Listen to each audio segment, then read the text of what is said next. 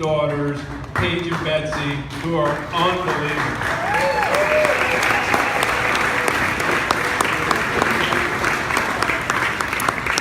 I'd like to also welcome all the Martin family. And Nelson and Sue, I'd like to thank you very much for raising such a fine young man in Justin. Your fingerprints are all over him. So sweet Caroline, reminds me of a song. I promise I'm not going to sing. You look absolutely stunning today. So Caroline was named after her grandmother, my mother Carol, who is sitting right over here. She was the first woman I ever loved.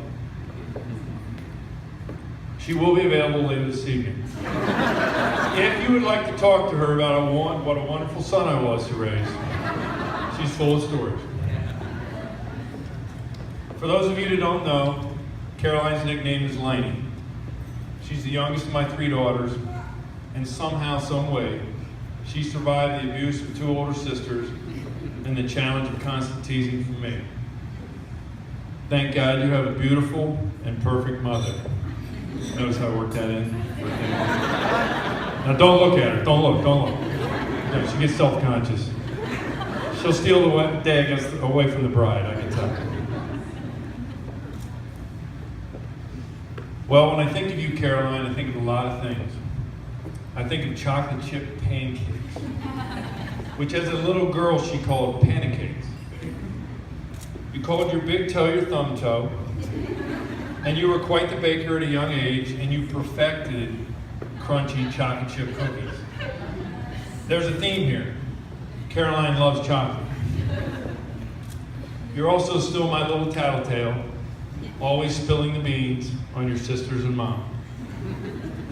We did have a family tradition in the Poole family that when each daughter turned 16, they got their driver's license. And they had to sign a contract outlining the rules and requirements for driving, which of course they thought was very stupid. The incentive was that if they obeyed the rules, had no traffic violations, and no accidents until their 18th birthday, they would receive $1,000 cash. Well, Sarah plowed over the driveway mailbox, and Mary crashed through a fence and got stuck in an Amishman's cow pasture. But Caroline, in spite of threats from her sisters to run her off the road, collected her $1,000 cash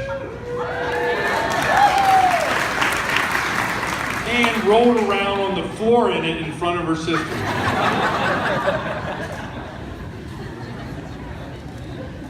Just to give you a glimpse of Liney's childhood, I'm going to tell you a story.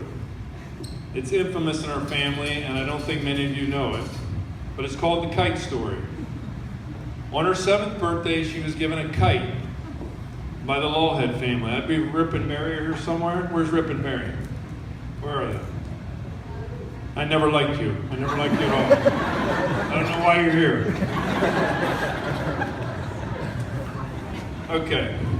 She was obviously so excited about flying the kite, and within a few days, we had the perfect kite flying day. So Caroline, Diane, and I set out to the backyard, and I had the perfect game plan in place.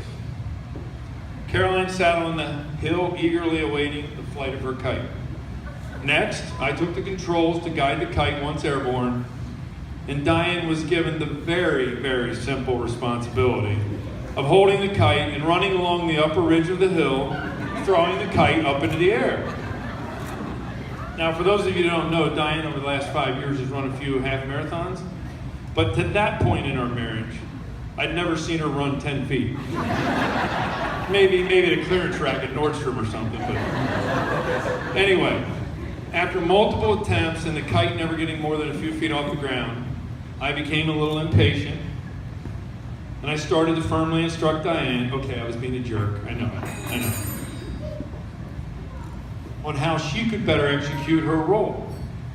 This seemed to cause a little tension, and things got very terse, which led Caroline to sitting on the hill and crying, and me lecturing her on why she shouldn't be crying. So with things a complete failure, In my stubbornness, I regrouped. I nicely told Diane, no, I was actually a jerk again. I nicely told Diane to give me the kite and let me throw it into the air while she held the controls, which was an even worse idea. But eventually, at just the right time, I shot the kite up into the air and it soared up into the sky, and I glanced at Di with that look of, see, that's how you get a kite to fly. Only to look back at the kite, which had turned and was nose diving back toward the ground. It nailed me right between the eyes and knocked me flat on the ground. And Diane, in all her smugness, said, "You got what you deserve," while she and Liney laughed at me on the hillside. Not one of my better moments. But Caroline, it made you stronger. And it certainly does have a different meaning to me when Caroline says, "Go fly a kite, Dad." So against all obstacles, meaning me and most of her family, Caroline, you have accomplished so much. I remember as a little girl and teenager, you always comparing yourself to Sarah and Mary, and were searching for your own identity. I know many times you felt like you were living in your sister's shadows. I knew you would find your way. April 13, 1992, you were born smiling, and you've been smiling ever since. You were destined to a career in medicine, even as a third grader in your class spelling bee. It was down to Caroline and one other classmate to win the entire spelling bee. Caroline's word was yearn. And with all the confidence in the world, she stepped up and said, yearn. U-R-I-N-E. Yearn. I knew right then, medical career. Your kind heart for others and caring spirit have led you to choose a career in healthcare. You excelled in med school, graduated as a physician assistant, and now will start your career serving others as only you can do. The cool thing for me is I got a front row seat to your entire life, and will continue to be your biggest cheerleader. As with your sisters, I have prayed often over many years that God would give you His choice in a man to share your life with forever. And that man is clearly Justin. Justin gets you for exactly who you are, and he makes you better. I've never seen a couple smile more than the two of you. And Justin, to be honest with you, I was a little skeptical at first. I'm getting there. You were just too perfect. Diane loved you. Sarah and Mary loved you. You were always in a good mood and always polite. You are very hardworking. You have great career aspirations. You love sports, but will also watch chick flick movies. All the background checks I did came up empty. I mean, I got nothing. So don't get me wrong, I appreciate these things, Justin, but these are desperate times. Now we are a family of 8. No more is it me against the 4 ladies. You, me, Weston, Louie. We got to stick together, dudes. All right. Come on. I've been waiting my whole life for this moment. The balance of power. No more chick flicks, lots more football and basketball. Justin, you complete me.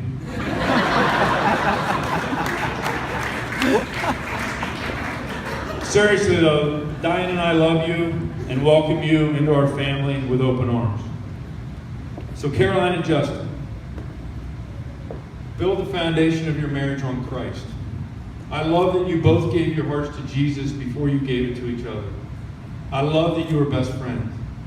I promised your mother that I would date her until the day I die. She is truly the love of my life.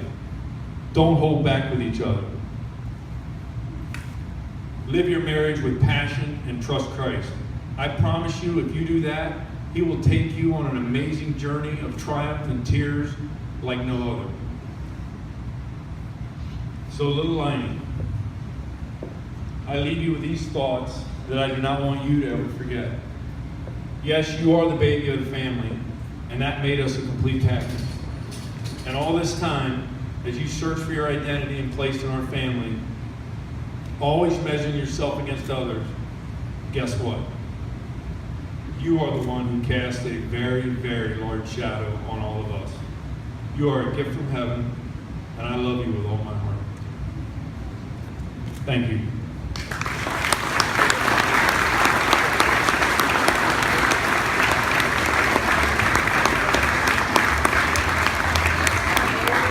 All right, I'm going to pray right now. I'm going to ask the blessing, and then we're going to start dinner. Please bow your head.